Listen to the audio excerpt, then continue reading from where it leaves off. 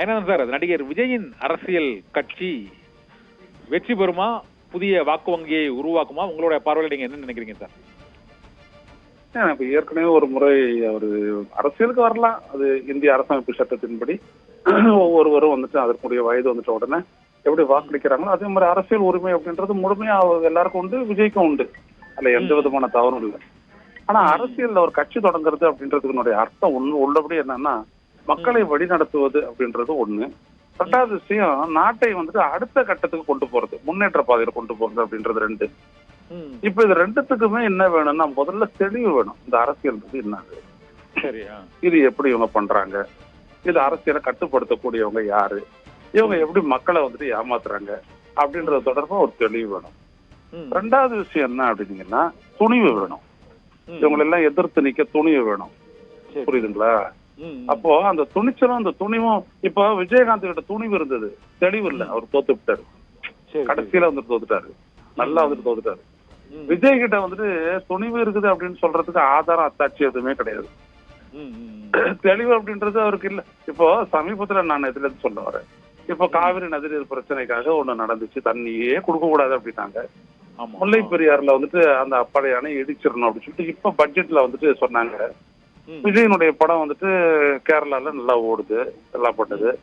So இப்ப விஜய்க்கு வந்துட்டு இப்போ ஒரு பேச்சுக்காக சொல்ல வர, அவருக்கு வந்துட்டு முல்லை பெரியாறு அணை பிரச்சனை பத்தி நல்லா தெரிஞ்சிருந்தது அப்படின்னம்னா, கேரளா பண்ணக்கூடிய அந்த அயோக்கியத்தனத்தை எதிர்த்து அவர் பேசியிருக்கணும். தெரிஞ்சு பேசாத இருந்தா துணிவின்மை, தெரியாமலே இருந்தா தெளிவின்மை. இப்ப இவர் அரசியல் ஆரம்பிக்கிறேன் அப்படின்னு வந்தோம்னா, அப்ப அடிப்படையிலேயே நம்ம கைய வைக்க வேண்டியது இருக்குது. அது என்னன்னா, அது என்ன அப்படின்னம்னா அருகதை.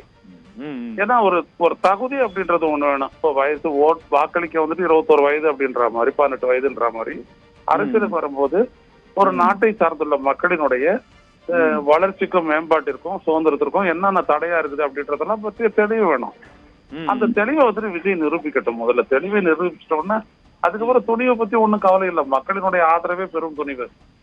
இப்ப சொல்றாரு, ஒரு ஊழல் அப்படின்றத வந்துட்டு ஒழிக்கணும் அப்படின்றத வந்துட்டு சொல்லியிருக்காரு. நல்ல ஒரு விடயம், நல்ல மைய புள்ளியை தான் அவர் தொட்டிருக்காரு. ஊழல் கலாச்சாரம் அப்படின்றாரு, கரெக்ட் தான்.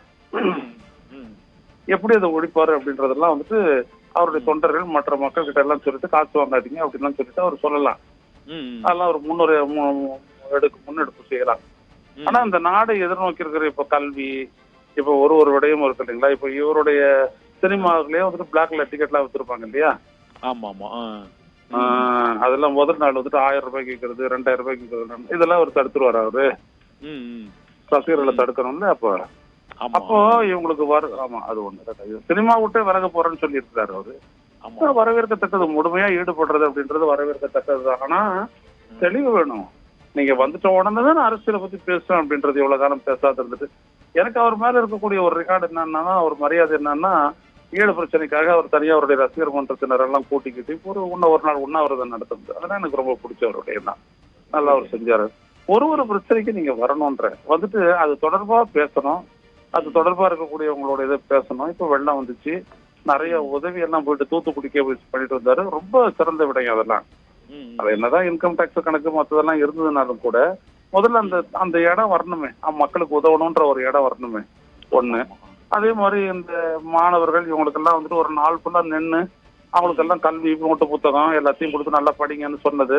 அம்பேத்கர், பெரியார், காமராஜர் இவங்களை எல்லாம் பத்தி படிங்கன்னு சொன்னது, இதெல்லாம் வந்துட்டு ரொம்ப வரவேற்கத்தக்க உடைய. அதான் பிஜேபி காரங்களோட கோவம் வந்துச்சு, நான் பெரியாரை போய் படிக்க சொல்றாருட்டு. அப்படி கோவப்பட்ட போது இவர் சொல்லியிருக்கணும், பெரியாரை படிக்க சொல்லாத, இவன் என்ன ஹெட்காவராயை பத்தி படிக்க சொல்ல அப்படின்னு ஒண்ணு சொல்லியிருந்தாருன்னா, விஜய் இன்னைக்கு அரசியல் கட்சியா இன்னைக்கு ஆரம்பிக்க இவர் சொல்ல வேணாம். இதுக்குள்ளேயே நாட்டில் நிறைய பேர் சொல்லியிருப்பாங்க. நீங்க அந்த மாதிரி ஒரு எதிர்கருத்து வரும்போது நீங்க பெசாத இருந்துருங்க. கருத்து தெரிவிக்கிற இடத்துலதானே உங்களுடைய துணிச்சலுக்கான சோதனை, முதல் சோதனை அங்கதானே ஆரம்பிக்குது.